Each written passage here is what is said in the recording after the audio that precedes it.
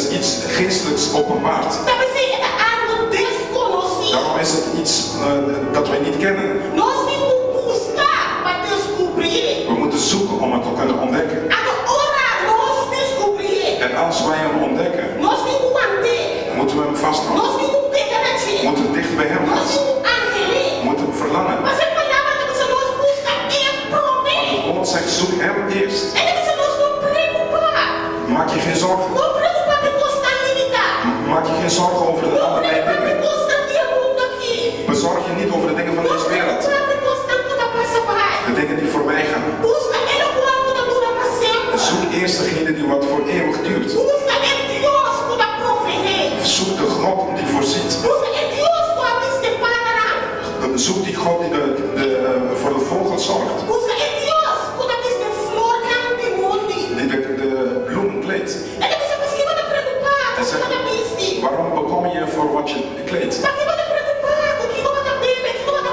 Waarom wat je drinkt of eet?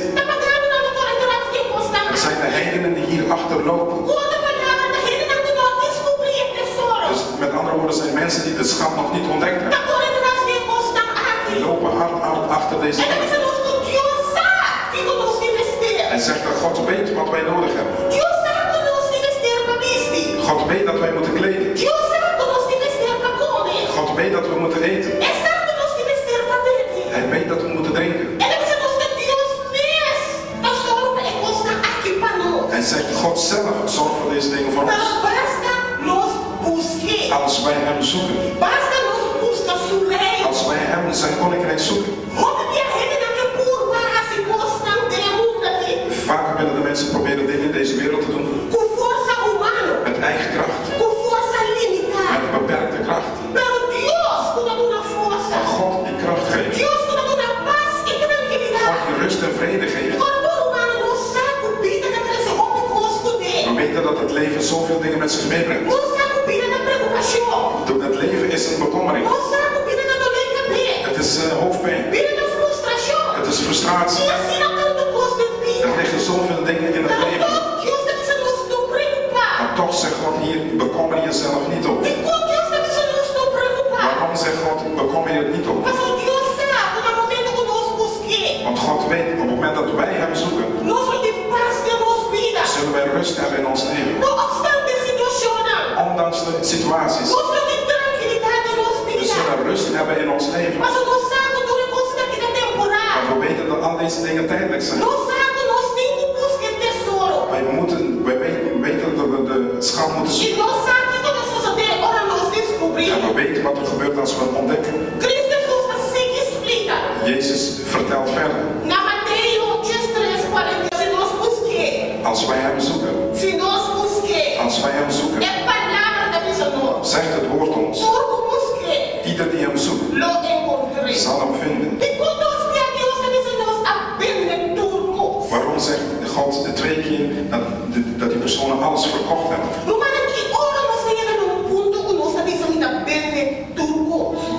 Wanneer komen we op het punt dat we zeggen, ik verkoop alles?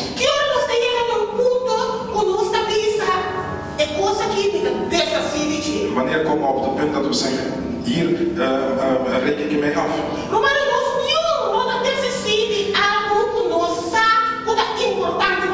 Geen enkel van ons laat iets weg wat belangrijk is voor ons. Op het moment dat we iets loslaten, is het op het moment dat we weten dat er iets beters is, iets anders beter is. Op het moment dat we een huis hebben, we kunnen van dat huis houden.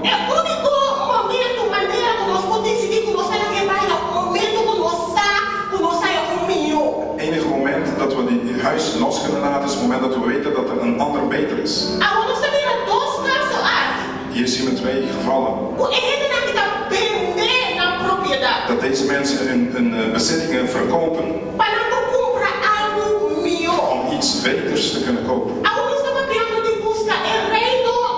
En nou spreken we hier over om te zoeken naar de koninkrijk van God. We spreken hier over het speciale iets te zoeken wat God heeft voor ons.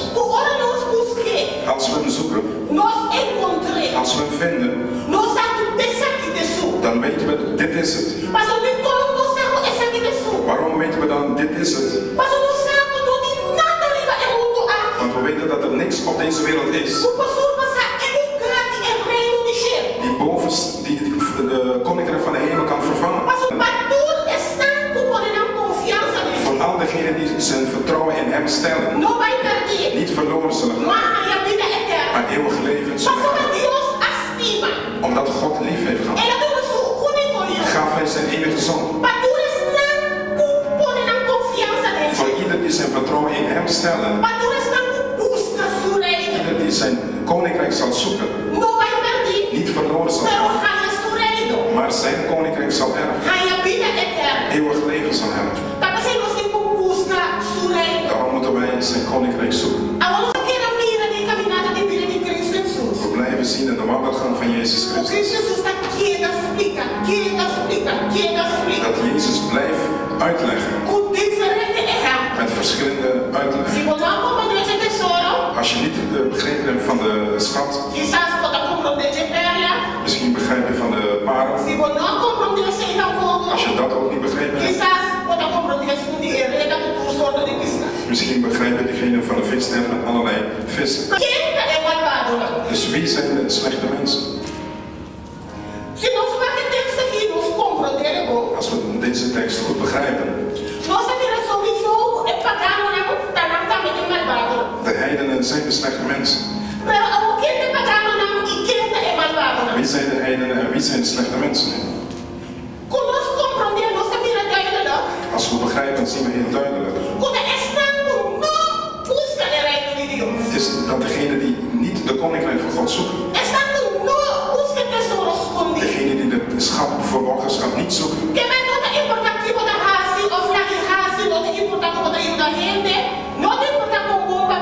dus het maakt niet uit wat je doet, dat je mensen helpt, hoe goed je geleefd hebt.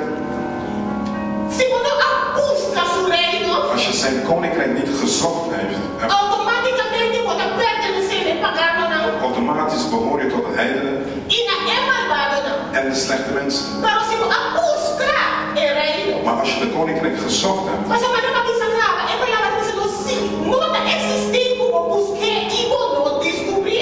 het bestaat niet dat je hem zoekt en je vindt hem niet. Dus als je hem zoekt, zul je hem ontdekken.